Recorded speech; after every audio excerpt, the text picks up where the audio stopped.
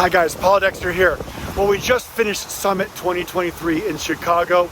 They don't call this the Windy City for nothing. We had a fantastic time with a bunch of folks who, like you, spend half of your life inside of Jetbuilt. We talked about so many ideas, existing ideas, new ideas. Speaking of that, here is what is brand new in Jetbuilt. Inside your project sub-navigation, we've got this new tools menu. You click to open it and it brings you these three old friends.